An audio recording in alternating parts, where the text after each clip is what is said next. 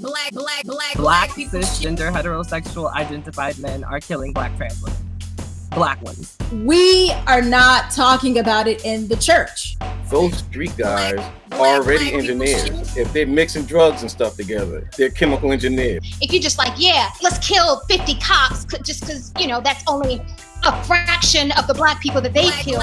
Wait, now you're talking about my wife. For those of you who are joining in, we are talking about just the housing in the Black community and owning property, why it's important, and how to get yourself in there. When I think of financial literacy, I just don't think of the classroom work. I think some of it is practical application. I'm scared, especially, you know, calling them to arms, talking about poll workers or poll watchers. That is rooted in history of voter suppression and intimidation.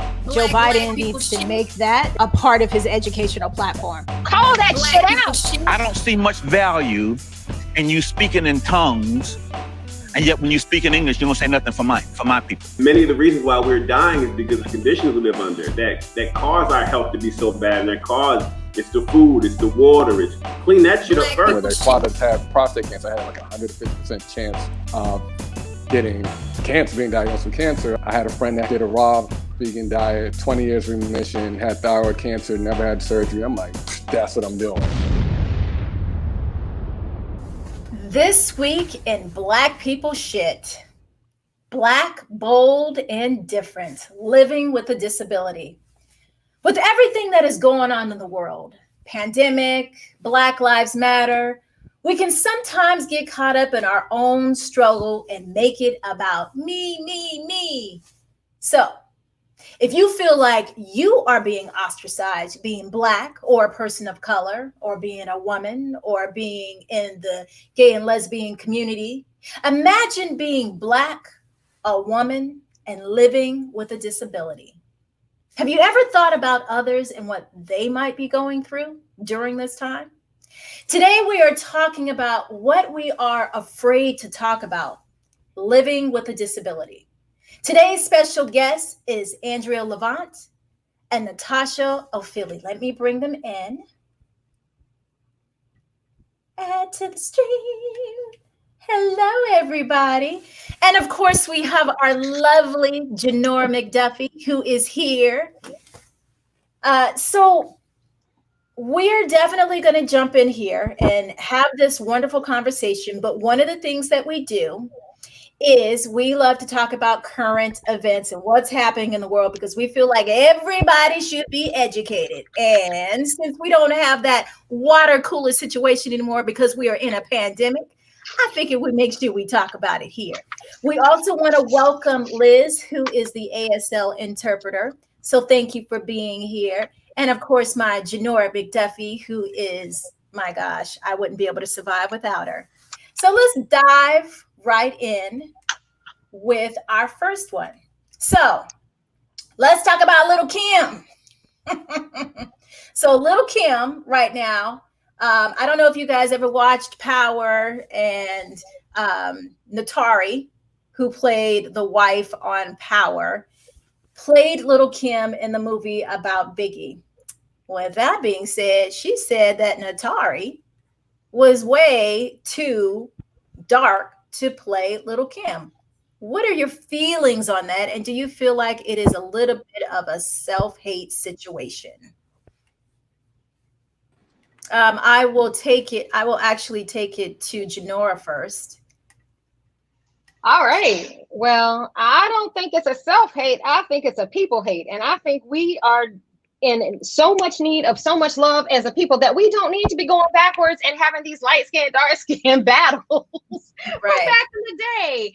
And you know that Little Kim feels some kind of way about her skin tone because she has had bleaching in addition to all of the metamorphoses of her body and face. And everybody has a right to define beauty on their own terms and make themselves feel better in this world. But I remember Lil' Kim back when she was Lil' Kim, and I thought she was beautiful then. And I feel like when you are in those type of positions, what you do means more than just about you. What you do speaks to the world, and you got little girls like taking notes on this is what it means, or this is what it means for me. And for her to cut down a dark-skinned sister who is a qualified, overqualified, beautiful, talented actress just based on her skin color is not taking us forward and can be more detrimental than just her feeling this way.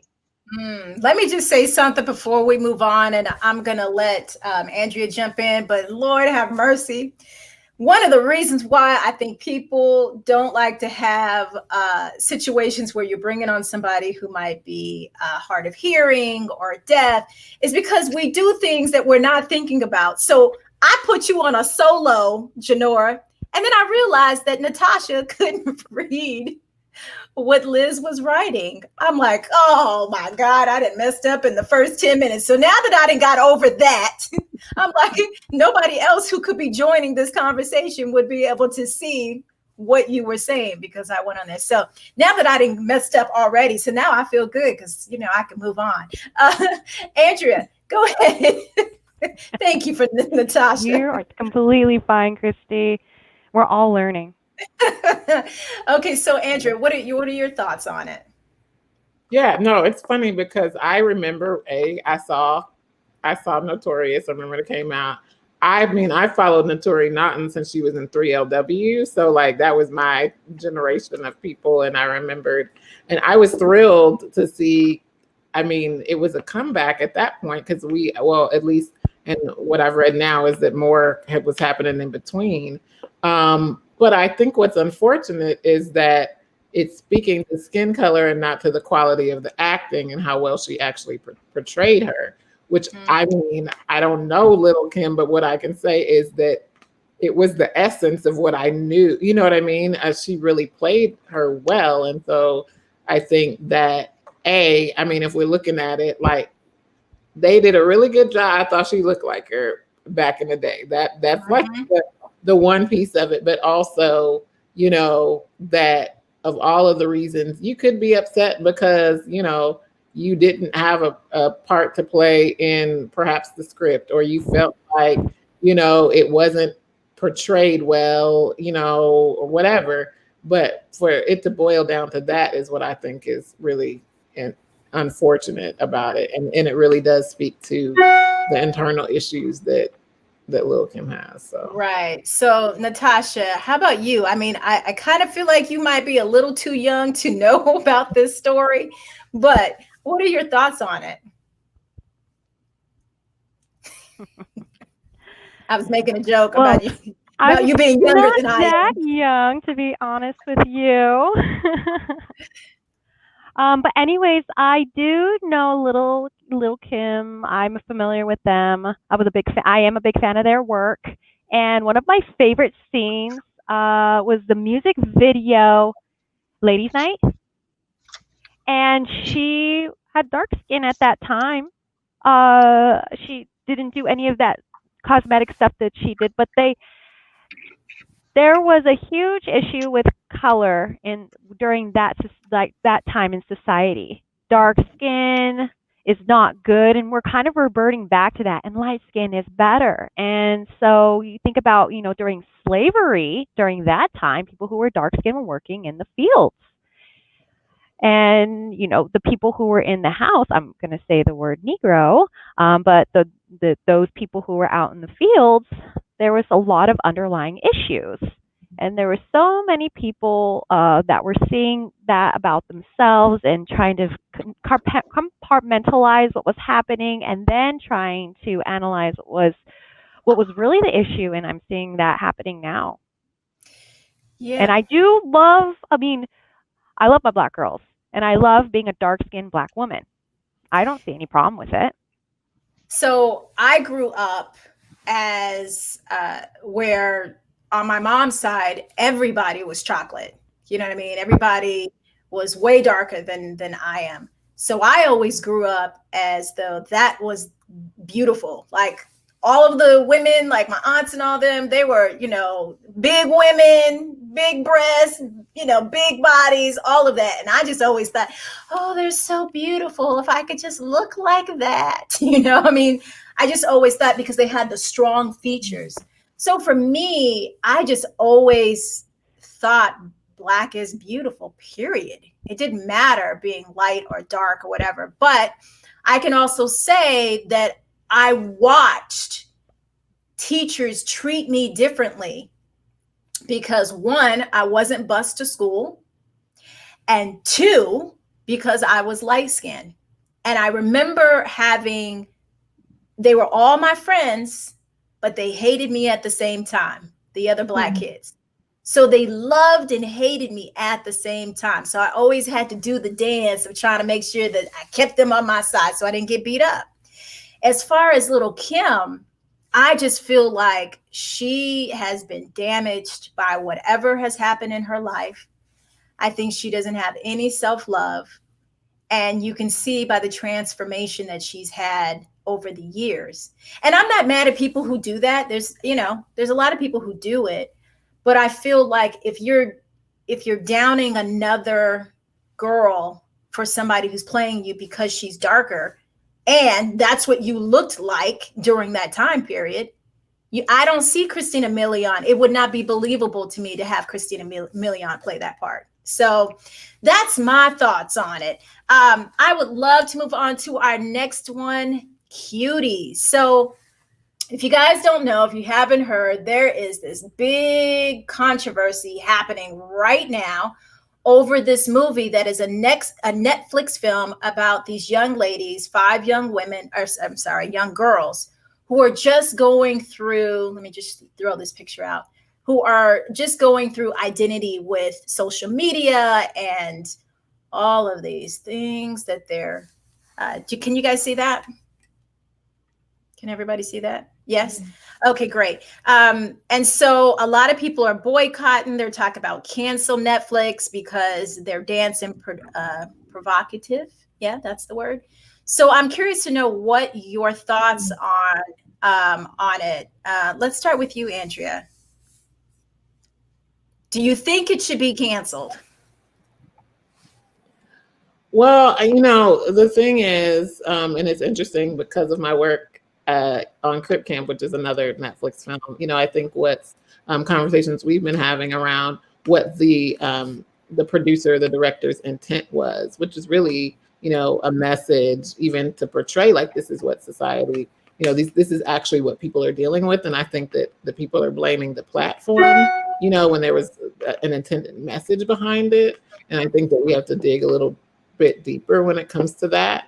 I also think about, I was talking to a friend just about, the dance moms, and you know what I'm saying? Like all of these shows that have been out that show girls, you know what I mean? Like, and these were reality shows, you know what I mean? So people get upset about things that actually portray real life. And, do I think that girls should be, the provocative and exploitive, whatever. Like, it's an important conversation, but perhaps it's a conversation that needs to be had. And I think that in a format like this, we need to have it rather than trying to cancel everything in our cancel culture. So. Right. How about you, Natasha? I don't know what to say on this one. It's very awkward for me, to say the least, how to even receive that information, because today in society, at my time when I was 8 or 9, I was thinking about playing and running through the yard and getting dirty and not thinking about those types of things that are being portrayed now. It's very weird to even digest and see the spotlight on these young girls. Mm-hmm. I don't know. I'm still trying to process this one. That's, I don't know. Yeah. How about you? Think of it. How about you, Janora? I first want to fully agree with both Natasha and Andrea. Like, Natasha, we are so blessed in this generation that we don't have the pressure of social media to have to live in. One important point about all of this is Netflix made sure that in addition to cuties that they put out was also the director's commentary. And you have to watch that to understand the context and truly appreciate this as her story and a work of art, and also the addition to her balancing coming of age as a tweener, and her in a Western society, and her being part of this synagogue culture that still recognizes and has traditions that the Western culture doesn't recognize. But the third one that, again, we are privileged to not have to deal with is the social media aspect. And to Andrea, what you were talking about, just look at Dance Mom, shoot, just look at TikTok as well. It's already out there. And I'm so tired of this cancel culture, especially when it comes from folks who ain't even seen it, ain't even seen the commentary, and do not, I get if that's not your cup of tea to watch, but don't take away my right to see that and enjoy that and appreciate it for what it is.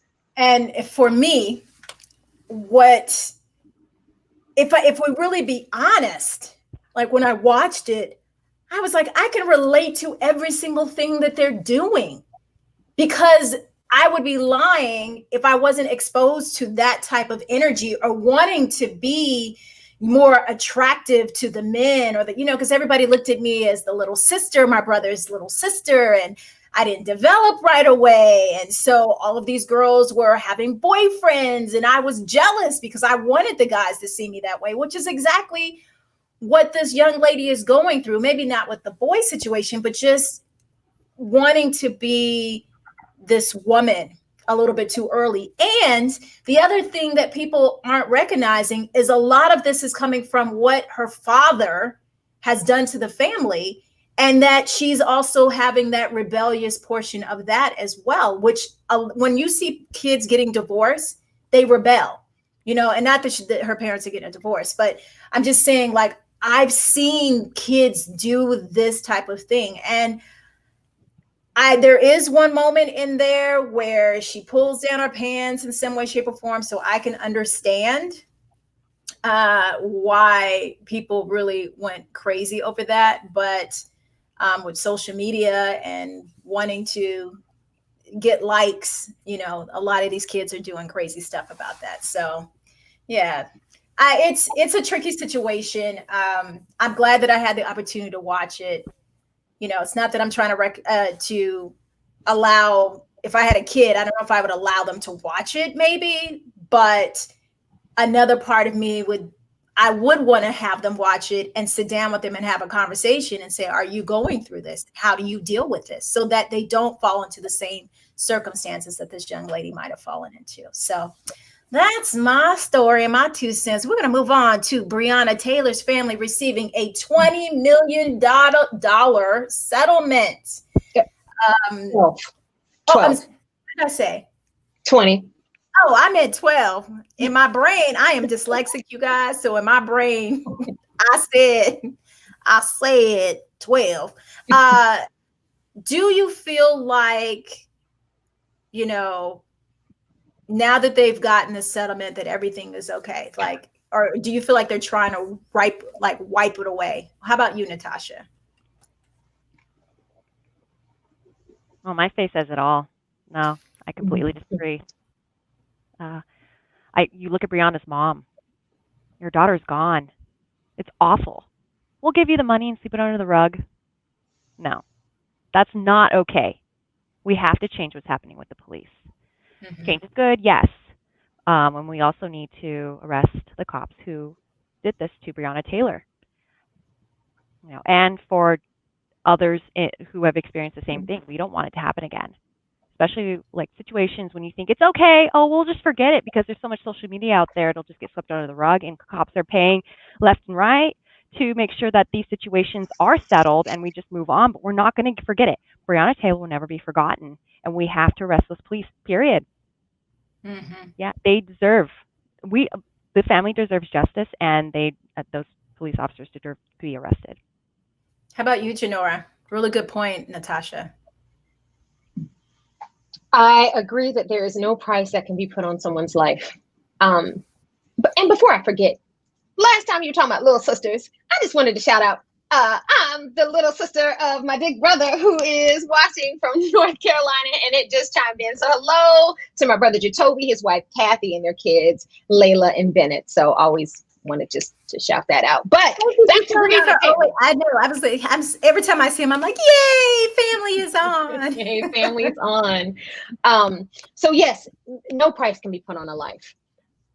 I would love to see, again, just like I ain't gonna tell Lil' Kim what to do with her skin and her face and her body, and I'm also not gonna tell the family what to do with their money. But what I would love to see is, let's not let her name go in vain or just be part of this one chapter in history that we are going through.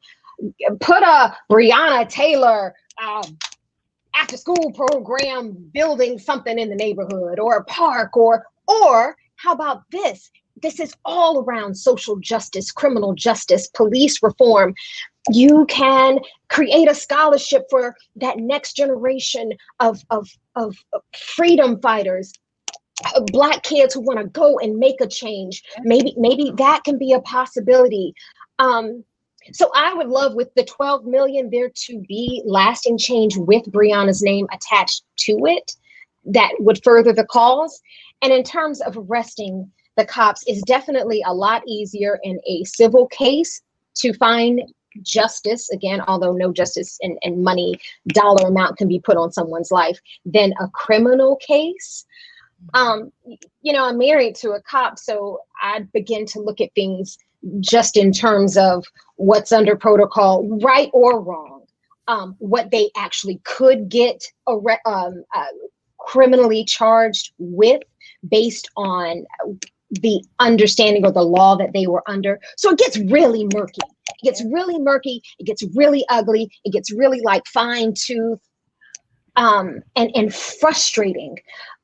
And what happens is, if the police were justified in, all right, I got shot at, I shot back, she just happened to be in the way, and I hate saying it like that, then it doesn't necessarily become, let's get the cops. It's this whole multi-layered system. It's, let's talk about the training. Let's get the training right, so they know that they should not respond with that amount of gunfire. Or let's get the people who put out the warrant, although it wasn't even the dude's house and he lived across town and he was already apprehended. Or let's get like all the people that make these laws, the people that make these rules, the people that enforce them, like all of it. Let's change all of it, because the police just become low-hanging fruit. Like, it's easy to pick the person who pulled the trigger. What's harder, but is more potent and most needed, is the system behind the guy who was told to do what he did. I mean, again, that's a whole lengthy, long, another episode of Black people shit. Right. But I'm happy to see that she was awarded something. Nothing can take the place of a life. But it's so complicated. It is so complicated and so hurtful, because we all know that there is that systematic racism, economic injustice that's rooted in the cause of it. And that's what we need to go after. And at least if you got 12 million, let's start to put money forth to help make those changes in Brianna Taylor's name. Yeah, I just don't think that they need to be taking their money to be doing it. That should be like the government's money that needs to be making these changes. And I just feel like we are talking about this stuff until we are blue in the face.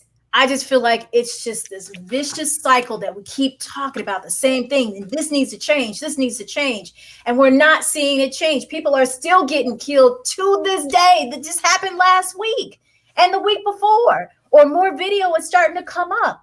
And I just feel like, okay, yeah, you gave them $12 million, but you're not admitting that you did anything wrong. And that right there is where I am angry, because no, I don't want you to give me the money. I want you to admit that you did wrong. And my daughter is dead. you know? So that's just my little 2 cents on it. I want to dive. I wanted to get to this. Go ahead. Yes. Oh, and ANDRAEA hasn't had a chance to respond to that. Just wanted to recognize her just in case she had something to throw in the mix. I am moving so fast. My bad. Go ahead. All good. I Especially mean, this is where you're from, so. Yeah. No, this is near and dear because I'm a Louisvillian, Louisville, depending on how you know. But yeah, I arrest the cops that killed Breonna Taylor. Like, I mean, but I totally agree with you. The systems, there's so much when it comes to the systems. I've, been reading the narrative. It's so interesting how news outlets are talking about it. What I think it was even a Times article, and they're talking about this is the most money that's ever been given for, and I'm like, okay, and like who? So what? I don't care if it was $50 million more than the last person. There's no monetary value for this, and yet, my hope and prayer is that it does not. That they don't think that this is what will cause us to be quiet. You know what I'm saying? Like, I still plan on doing my same arrest the cops posts because people are thinking that this is what, resolves it. And my other concern in reading about it is just, they supposedly have, put all of these, the reform types of things that they're going to do. But how long is it going to take for that to happen? How long is that going to sit on paper before they actually start implementing these changes in the metro areas? So, and I mean, I could go on and on again because I'm from Kentucky about this, especially like the Black guy, the attorney general, that like Chrystee, But anyway, yeah, we got work to do. So, yes. So, oh man, I just had such a good thought and it just went out my head. Wait, maybe did you say Black Coon City? Is that what you just said, ANDRAEA? Is that what you just called them? No, I didn't. But maybe that's no. That's not what she said, and we're gonna move on from that one. We ain't gonna comment on that one. but I know he showed up at the RNC, and so I just didn't know if that was what the sentiment was from folks in that area. So that's why I was just trying to clarify. I just know that it's it's unfortunate in that regard because you think. A lot of times those of us, we think that by having, officials that look like us in positions that they're going to, represent us in the right ways. And then this happens, Yeah. We had a young man that came on the show who was an ex-cop. And one of the things he said, you can't train racism out of somebody. And I just thought that was such a key thing to say because it is a reminder, like, yes, they can get as much training as they want. It doesn't mean that it's going to just completely come out of them in that moment. Let me ask you, ladies, how has the pandemic, the Black Lives Matter affected you? And the reason why I wanted to do the show, if you guys don't know, I was fortunate enough to direct a show called Myth of Control that NATASHA was the actress in my episode, the lead actress in my episode. And it was very challenging because it was the first time I had directed on camera, but also I'm directing an actress who is deaf. And how do you tell a deaf actress how to change the tone of something when you can't speak it? She can't hear. So what it taught me was to really not rush through anything, because sometimes we talk at people and we're not really listening back. We're just talking. And what it made me do was focus and really be with her 100% and make sure that she actually received what I said. But when we had our first meeting, NATASHA talked about, and I'm only thinking about me, and I'm being Black and Black Lives Matter. But I didn't think about somebody who has a community that actually could become smaller because now there's a division between race and all of that stuff. So So I'm saying all that to say, I wanted to give everybody context. So my question for Natasha and for you, Andrea, is how has this movement, all of the stuff that is going on in the world, how has this affected you? And we'll start with Natasha first. Mm-hmm.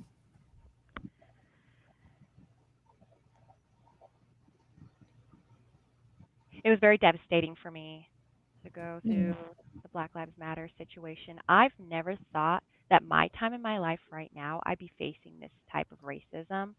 It really is a heavy thing to digest and go through. I mean, this is the first time, since Trump is in office where I felt like I have to watch myself when I'm walking the street. And I feel a lot like, okay, with racism and seeing it grow within my community a little bit and seeing other people of color, and with Black Lives Matter happening on top of being in the deaf community, we're very quiet about racism. Because in the deaf community, we don't talk about race at all. It can be very dividing, Black deaf people and non-Black deaf people in the community. And I feel as a Black deaf person in our community, I feel very restricted. Like I have to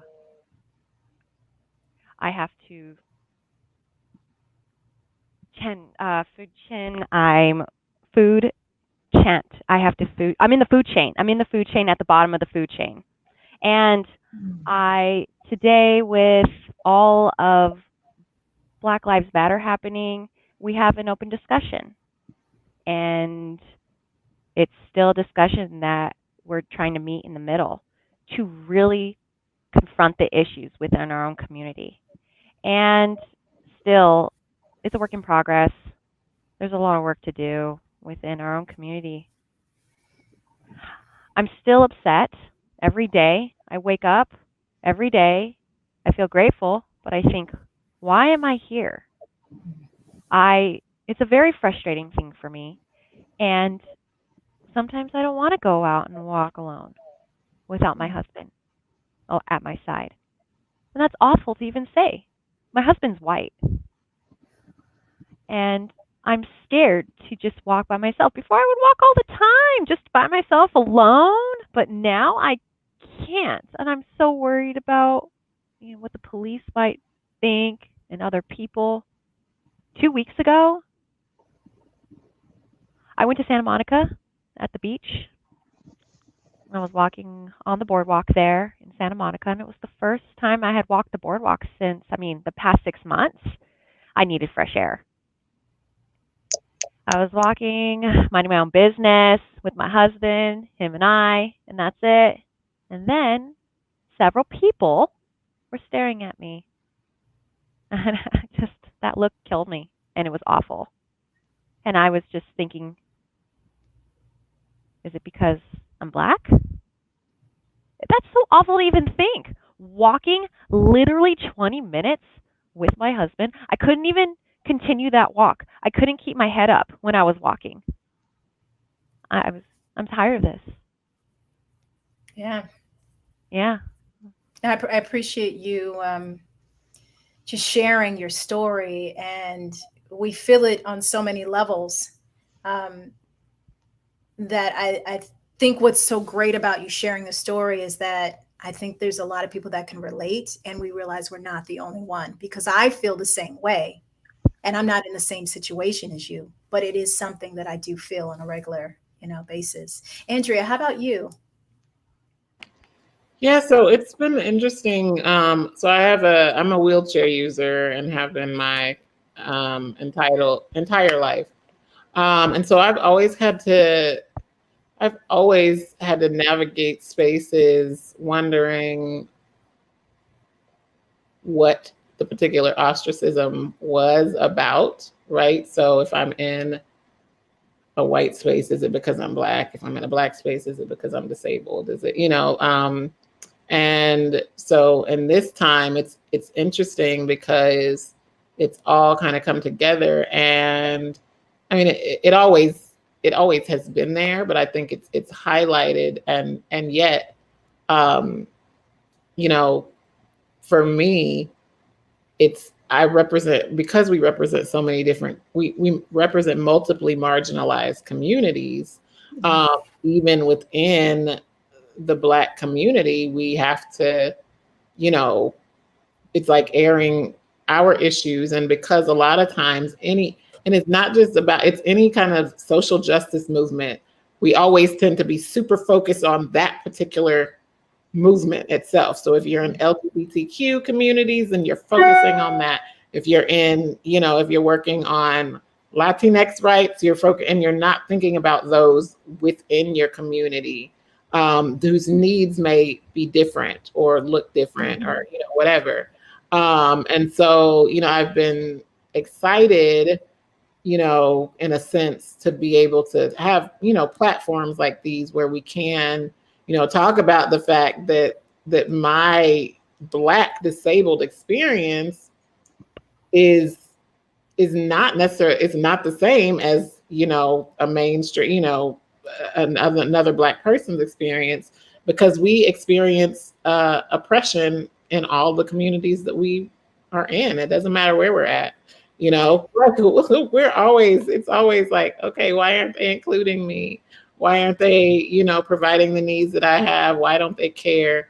And I know you addressed the pandemic too, and I think, you know, that's huge as well, because I'm incredibly immunocompromised. And so I think in the past 6 months I've been out of the house, other than my very small complex, like 3 or 4 times, because people don't seem to care, you know? And so I have to protect myself, and then I have to worry about who's coming in my house to help me get out of bed and go to bed, you know? So there's what happens is we become so, I feel like we become so immersed in what we know and experience that we don't consider that there are others even that might look slightly like us that have needs too. Right. I know. Go ahead, Janora.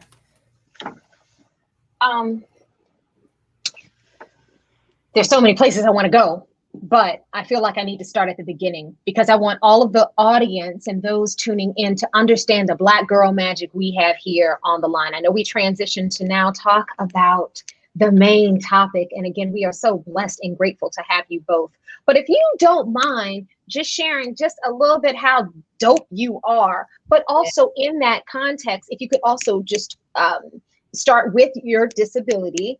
If you've had it for life, if it's something that came on a little bit later, and how you are now not just changing and being the best that you could be, but doing that for other people in your community and helping change minds of those on this side of things. Mm-hmm. And then I don't want to complicate things by, well, no. Okay, I'm gonna stop there. Yeah, well, I'm gonna stop there. I'm gonna stop there. Then I'll come back with something else, but in the same context of just the beginning of this conversation. Oh shit, fine. I'm gonna throw it in there. I'm sorry, Chrystee, but this, Chrystee, is for you and I to effectively and respectfully have this conversation, and that's also with language. So as we speak to you, let us know what words are appropriate, and what words are not, what's offensive and what's not, because again, on this side, I don't know. And I want to make sure that I lift this conversation as high as it can go. And before you guys jump in, I mean, I think that's part of everybody's issue, is because they're afraid they're going to do something wrong. And Natasha, you talked about that being on set where they were, you know, like, oh, how are we going to work this out for you? And of course they figured it out. But I mean, for the audience out there, I have done 3 different flyers because I said something that wasn't appropriate. I think I said, instead of saying the LGBTQI, like my brain was just going crazy. And I was like, well, the gay and lesbian community, I think I done messed up like 15 times on this call so far. But the great thing about it is that we're opening up this line of conversation so that we can't be afraid and that we don't ostracize because we're like, oh, well, I don't want to do the wrong thing, which is what they do to Black people, period. They're like, oh, we're afraid because we don't want to say something out of line. Are you Black? Are you African American? Are you, so I think all of this is a great conversation.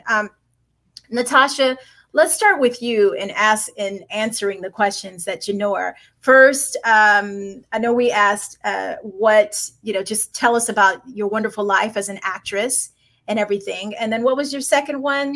It was in the context of your life, talk about your disability, and then making sure that we know how to properly put it in language to only continue to uplift you. Well, thank you both for asking those questions and the questions from before. I really appreciate it. You guys are brave people to ask those questions. I do appreciate your bravery. I became deaf when I was 18 months. I had a high fever. So my mom was not panicked at all. Bless my mom's heart. So, let me make sure I'm good. Okay. So became deaf at 18 months because of my fever. And then we moved to California because there was a really good deaf and hard of hearing program in LA. It was a mainstream program, and that's where I had most of my schooling all my life. And part of my life was mainstream. When I say mainstream like this with one finger, it means I was the only deaf person in the classroom, with all the rest being hearing people. And so that was hard. I did not have an interpreter at that time, I believe. I had like one of those FM stereo things you saw back in the day. It's kind of embarrassing. But the teacher would use a microphone, like a little lanyard, and hoping that I would be able to hear, and it wasn't effective at all. And then the 4th grade, my mom said, this is not working, honey, at all. We need to change the game. You need to get an education. So we found a private program, or she found a private program in Burbank. It's a tripod school. And so that's where I was mainstreamed with other deaf and hard of hearing students in the classroom with an ASL interpreter. And some teachers also knew sign language. So what I loved about that tripod school, that program, it was so amazing because they taught me to be a really strong deaf person and to stand up for our rights too. And that's where I learned and encompassed those things, and it's who I am today. No oppression. We have rights to a regular education, just like anybody else. And I'm so grateful for that program it became who I am, and as well as my mom too, for her making those decisions for me. One of the most nerdy things, when I grew up, we went to the library. And we went to the library, and it was my playground. Those are my things. It was my jam. I was a complete bookworm. I love telling stories, and it influenced me to become an actress. In regards to my community, I'm advocating for my community. I want our deaf and hard of hearing kids and adults who will be adults in the future, especially the Black and brown deaf kids.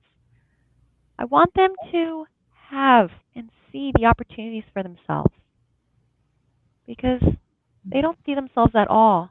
There's no mentors, very few mentors out there, very few Black, deaf exposure. They're not exposed enough, those kids. We need to be able to expose those kids. They need to be able to see their future and the phenomenal deaf and successful Black people that they will be in the future. And then Claudia Gotrin, they work for the White House.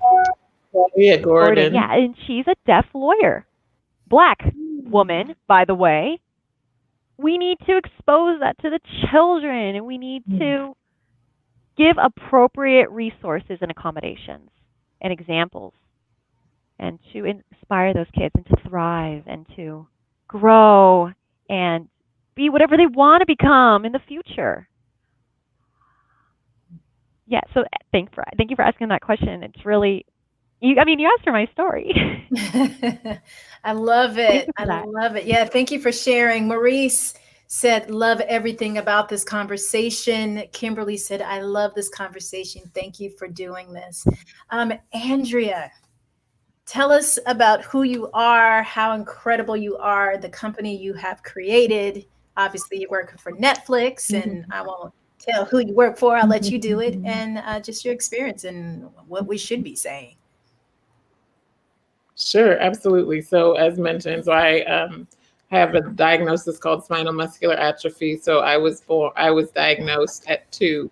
And honestly, it was just because it affects your muscles. It was more of my parents didn't really know until it was time for me to walk and stuff like that, that there were some differences. So, I've known disability my entire life. I, walked with a walker till I was 5, was in a wheelchair, starting at 5 up until now. And I'll say, what's interesting to me in the story I tell, specifically as a Black woman, is that, I grew up in a family with 2 parents that went to HBCUs, so there was always this, there was a Black pride, they sent me to stuff at church, Camp Africa, and, rites of passage and all this stuff. So I had a really strong understanding of the civil rights movement, and, had this Black pride, and yet was really ashamed of my disability because I didn't have, role models like me. I didn't see me on anything, and I didn't see me anywhere. So I spent, probably more than the first part of my life trying to compensate for or get people to see, beyond disability, because I didn't want them, to judge me based on that or think that I was inadequate or not capable or anything like that.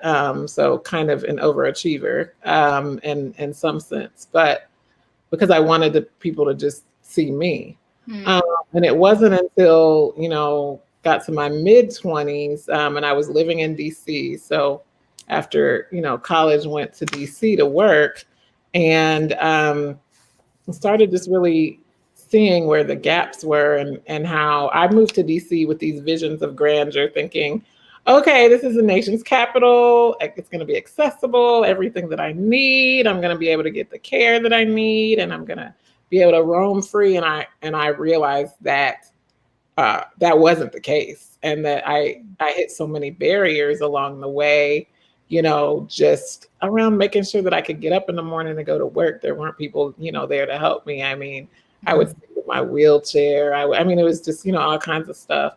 And just my wheelchair would break down, and I didn't know who to, call.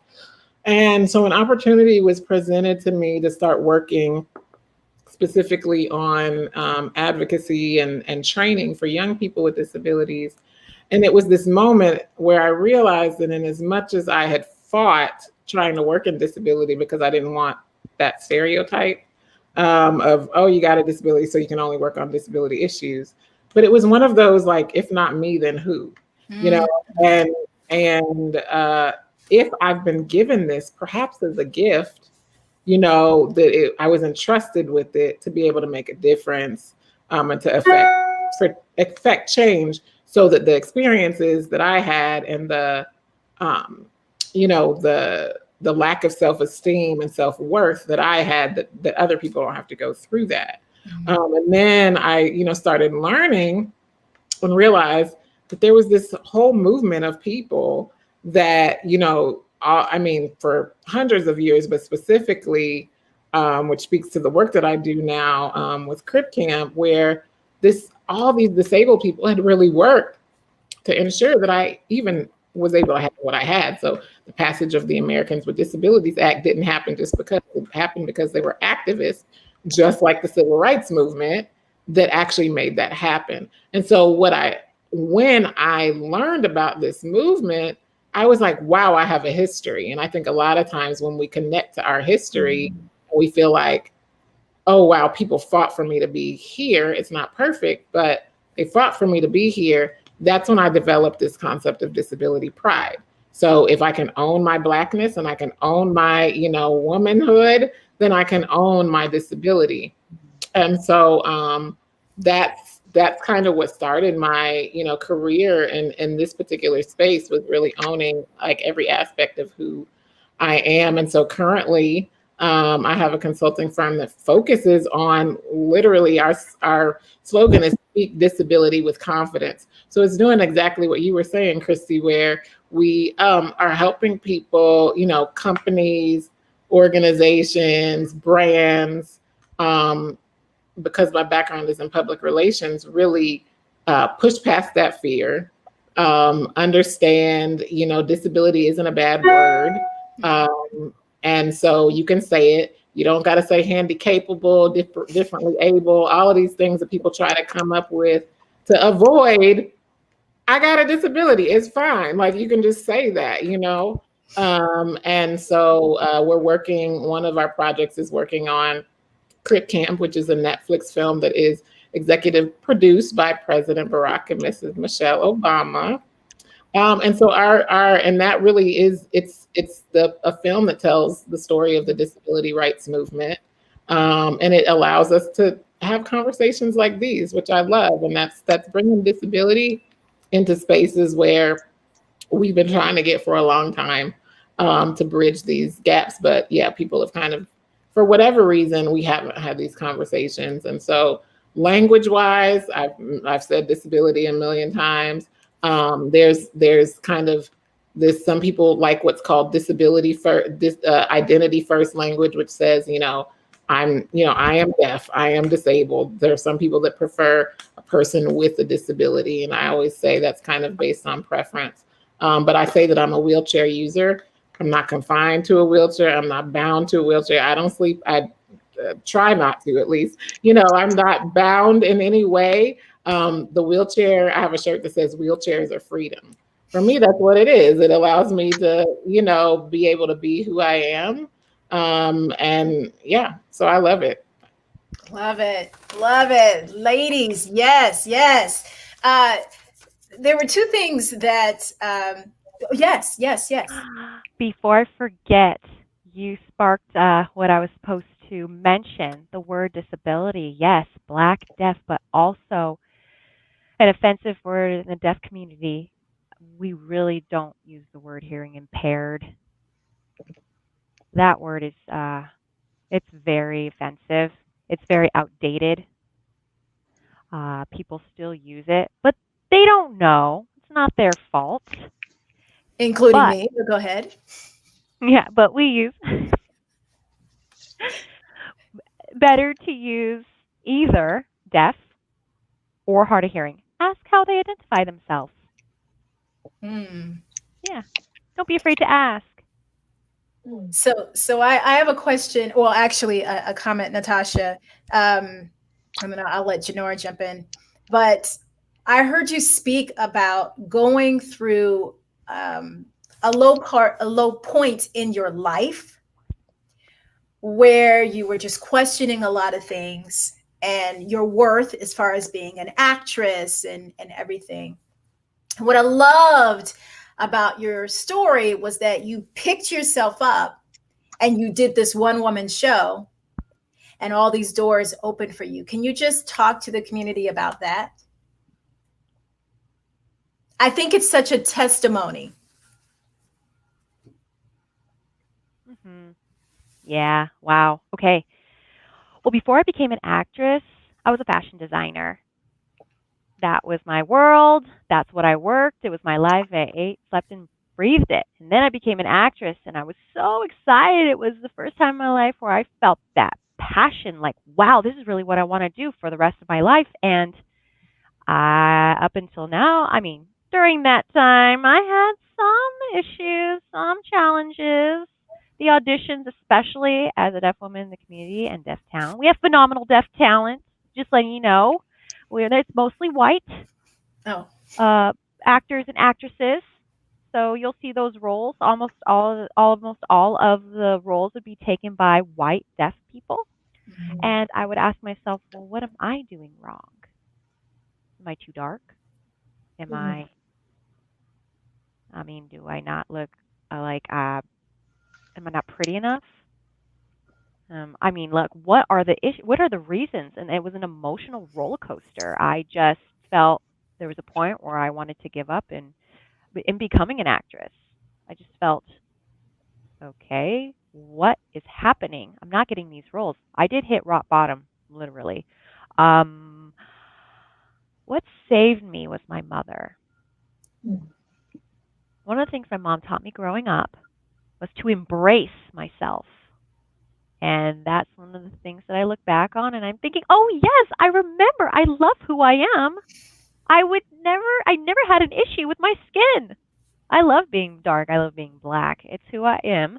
And I'm first generation from Africa. And I'm thinking, yes, I'm good enough. I'm worth it. And I am talented. And one of the things that I ignored during that time, that I felt ignored during that time, was that nobody was looking at my talent. And then I was very mindful about myself, didn't want to give up. I fought for myself and I fought for others too.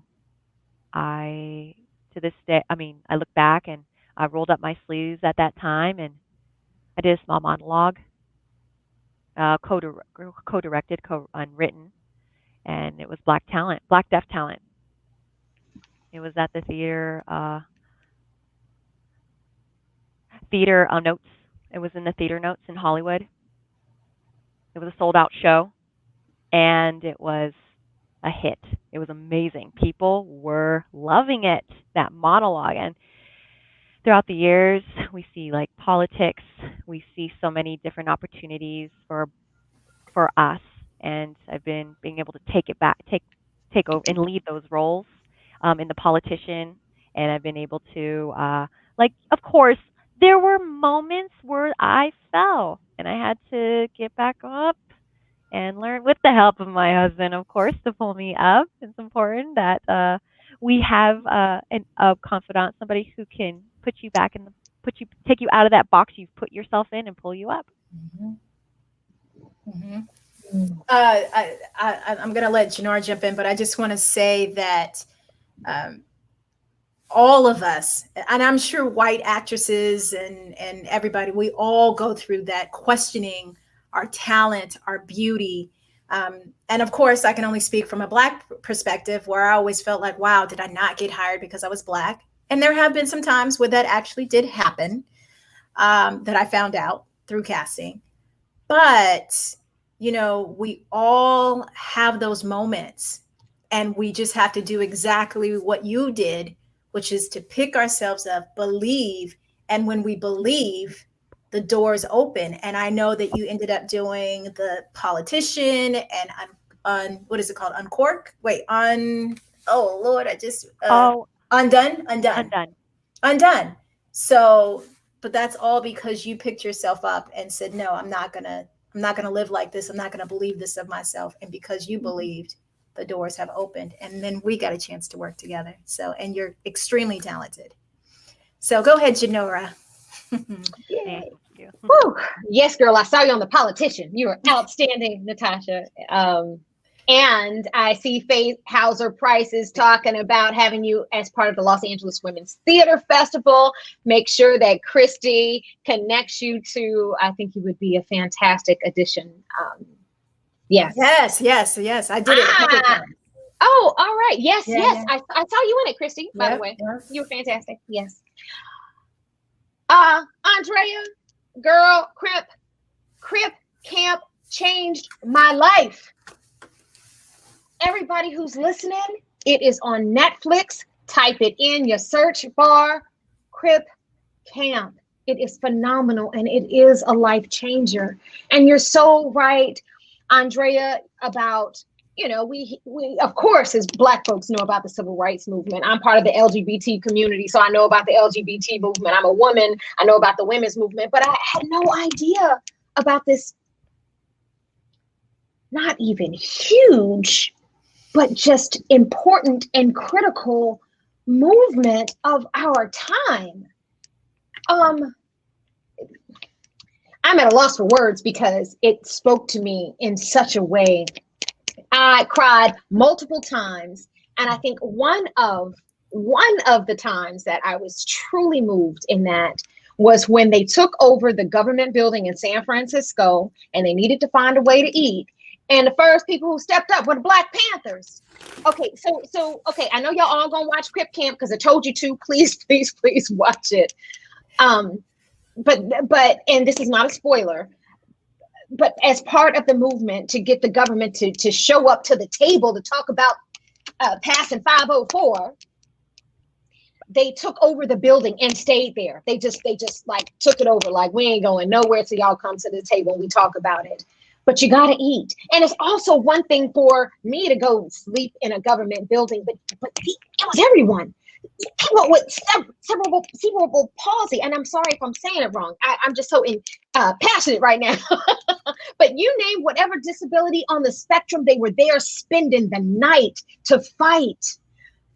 Just for the right to have a life of freedom, to be able to catch the bus, to be able to go upstairs to their apartment building. Like it was so needed. And I'm getting back to my original point, but now that I'm on this train of thought, I was so embarrassed that I didn't know. I was so embarrassed that it was just not even in my realm of thought. And I made a post today that I have a disabled nephew who is beautiful and awesome. My brother Jatovi, and his wife Kathy, it's their son. But I didn't think about these things. Mm-hmm. But because of their efforts, my nephew can go to school with in an integrated and not isolated, segregated space that celebrates everyone. So thank you for being an advocate for that movie. Impact producer. Is that the title of you spreading the good word? Awesome. Yes. Going back to my original point, and I am notorious for cutting myself off. So I apologize if my train of thought is a little bit everywhere. But that's just again when it's good. Yeah, no, it's good. But I really wanted to express that when the Black Panthers were like, okay, we're going to feed y'all because y'all are fighting the power. In fact, I had to write this down. They said, you all are, because they were confused. Like, why are you all here helping us? Because you would think like Black Panthers and the disabled community fighting to have equal rights, or just the right to live in the world. They said, you are here making the world a better place, and we want to do the same, so we're going to help.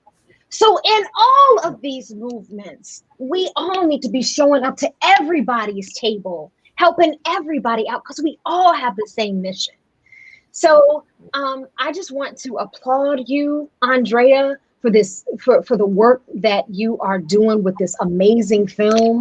And if you want to speak to how we can continue, because the first step, I already told everybody they got to watch this film, but how individually can we be advocates? Can we be their allies for you? Because we all do have the same mission.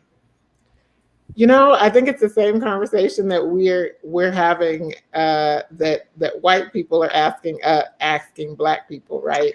It's the same thing. Pass the mic. Make sure that we're not just a part of your,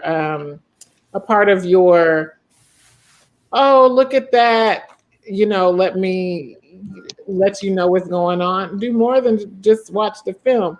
Bring disabled people to your decision-making tables. You know what I'm saying? Because at the end of the day, one of the things that we do really well is we are incredibly creative and incredibly innovative because we've had to navigate a world that wasn't made for us. And so we're like the most ingenuity around. My computer's ringing. Hold on. Sorry. The most ingenuity just She's around. Popular right now, y'all. She popular. Yeah. She got things to do, but go ahead. I'm like, of course. But yeah, just the most ingenuity, creativity. When you're trying to be intersectional, when you're in places where they're talking about DEI, diversity, equity, inclusion, disability is an aspect of diversity, you know, and it's something that's only going to strengthen what you're doing because you're bringing more people to the table. So whenever you have an opportunity to share a mic or pass a mic or whatever it may be, don't just bring the person of color or, you know, the others, but also think about how there are those of us that do represent these multiply, you know, marginalized communities. You know, I have several friends that have disabilities, so I'm very aware of the struggle that they have being in New York City and having to get up and down the stairs when they're taking, you know, the train, or not being able to do it because they could be wheelchair bound, right? And I think it's also a struggle for them because they have a hard time. They didn't start out with this particular disability, but it came over time. And because it came over time, people are now starting to look at them like they can't do the job. Well, just because this part of my body might not look the way that you think, that doesn't mean that this is not working. So, you know, that's where I think we need to start making some changes in the workforce and other things. Andrea, would you like to talk about that? Just, you know, your experience with that? Yeah, and I would say that's absolutely true. And I think that it's really valuing the diversity of all of our experiences, because the fact is not all of our brains do work the same. There are those people with intellectual disabilities. There are people with there are autistic people. And again, like when you have the more diverse perspectives that you have, the better whatever it is you're going to do is going to be, because we're thinking outside of the bubbles that we live in. And yeah, we absolutely, the disability and unemployment rate is ridiculous. You know what I mean? The access to everything from housing to education, all of those, we're always the lowest on the totem pole. That's why these elections are so hugely important for our community. But yeah, the access to resources, we're always just, you know, obviously Black Lives Matter, 50% of the, you know, the killings that are happening are disabled people. And so people don't recognize that. And so it's not just, there is the movement, the saying that you'll see in the film a lot is nothing about us without us. And so it's really, don't just talk about us, you know, when you're making decisions, or, oh, you know, I have there are disabled people that, you know, and we want to speak for ourselves. We know what we need more than anyone. And I think a lot of times if we really do just think about it based on our own experience, you know, and what would you want someone else to speak for you? Would you want somebody else to make decisions for you? No. And there are people that can. So, yeah. All right, Andrea, you better go ahead. I know we're a little bit over time. So we're going to wrap this up. I'm going to let Janora jump in, and I'm sure she has some wonderful things to say, but let me just read off some of these comments that we have. So, I enjoyed listening to this great conversation. Thank you for the ASL interpreter, very good interpreter. Thank you all for sharing your stories. Thank you for doing it. Peace to you all. And then she wants somebody to watch this show. And then we have, thank you for this conversation. As an autistic, the season has been hard. Things constantly change that I'm not used to. New people not understanding what I'm trying to convey. I completely send some love your way, because it's just confusing all around. So I can only imagine what you could be going through. Thank you for sharing that. She just said to people here, this is awesome. You are furthering people with disabilities. Congratulations on Method Control and your solo show. Would love to have you. Oh yeah, we already read that one. Sorry about that, Faye. Janora read that one. So we're going to be wrapping up very soon. I just want to make sure that Janora didn't have anything to say, and then I'll leave you guys with some last words that you might want everyone to just to know, you know, or leave them with something. Mm-hmm. You're on mute, Janora. Thank you. That was siren going on in the hood.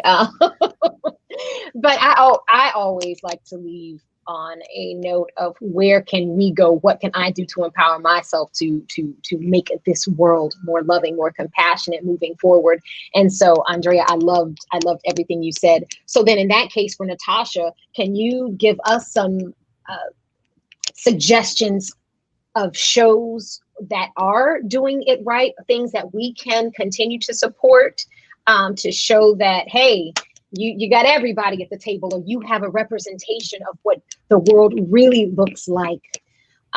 So we would like to support that. So do you have any in your entertainment in front of the camera world that you see, in addition to the politician? Right. Okay, that's a good question, Janora. Somebody had asked me that a long time ago, and I was struggling with that question for quite some time because I haven't had the appropriate representation on the screen, representing our community correctly. And because what Andrea had said, we need to have the right people who really represent the people at the table, behind the camera, the writers, the directors, the real talk with the deaf and hard of hearing community, the consultants. We need to be able to show those. But right now, I can't really give you a perfect example of that currently. So that's where the writers out there, the directors out there, please hire deaf writers. Have someone. It could be somebody who's working with the camera in the background, being able to represent them on the screen correctly. Them meeting our community on the screen correctly. I would like a lot of work on that. But I think with the myth of control, it's very exciting to be a part of that, really. The writers' thoughts through those deaf characters are phenomenal. And I have to applaud for the homework that was done for that.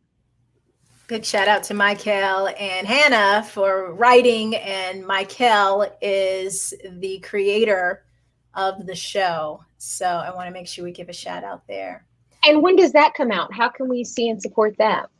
I would say maybe by the end of this year, the beginning of next year. I just did my director's cut of your episode, my friend. I was editing.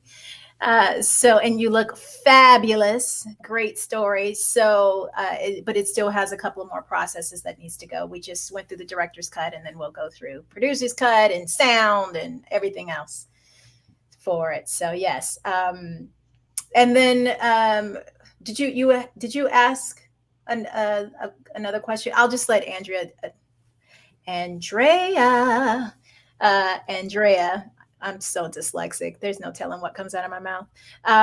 Anything that you would like to leave the audience with? Oh no, I feel like I've like done all my mic drops. Just we're here. We're not going anywhere. Disabled people, 1 in 4 disabled people are Americans. 1 in 4 Black people are disabled. So there's no point in acting like we're not. That's what I'll say.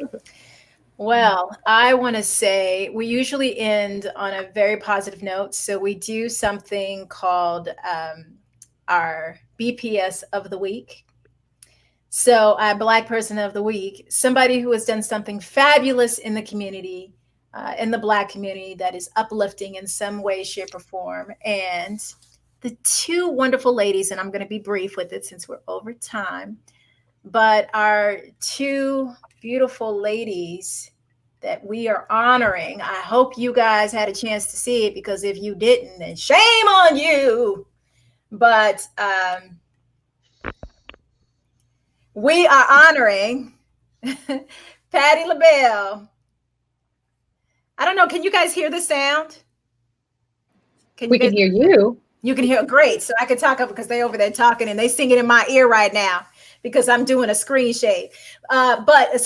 So we are honoring these 2 beautiful ladies that have been in this business for a long time, who have shared with the world their talents, who have encouraged so many people. And what I loved about the whole entire experience with them was that the love of their friendship, the love of each other was the most amazing thing I have seen in a long time with all of the stuff that is going on. And that's what this episode was when Janora and I and Abdul, he chose to step out because we wanted to make this an all-woman show. But we wanted to honor the two women that came on here just to let everybody know that see them, love on them, open up doors for them, think about them when opportunities are come up, because they are incredible, they are talented, they are smart, just like every other Black person out here who is fighting to try to get, I'm like, I'm smart, we can do this. And I just want to make sure that you guys think not just of Black people who, everybody's on this, hiring a whole bunch of Black people, but also think about people who are Black, beautiful, and disabled as well. So with that being said, Janora, would you like to say anything before I allow them to tell them where they can be found? Much love to you both and to the world. This past hour and 15 minutes has definitely opened my mind and my heart, and I cannot wait to share it because I know that it doesn't stop here. So thank you, ladies. And then for you, Natasha. Ooh.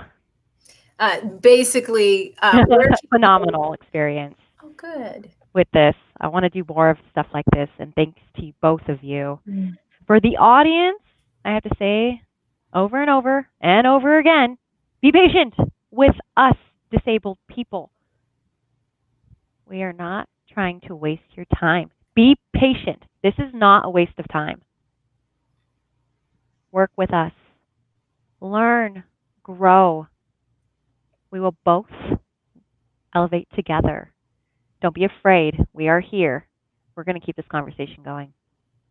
Amen. And where can they find you, Natasha? Okay. You can find me on my website, NATASHAOFILI.com, or Instagram. Yeah. Instagram, Natasha_OFILI. And then how about for you, ANDRAEA? Yeah, so LAVANTconsultinginc.com is our website, and would love anybody that really wants to invest in, put their money where their mouth is, as we would say. And then my socials on Instagram and Twitter are at ANDRAEA LAVANT. All right. Well, again, we want to thank everybody for coming out, supporting this wonderful conversations with all of these wonderful women, Natasha, ANDRAEA, Janora, Liz, who is our ASL interpreter. Thank you for being here. We will definitely see you guys next week. And that was This Week in Black People Shit. Good night, everybody.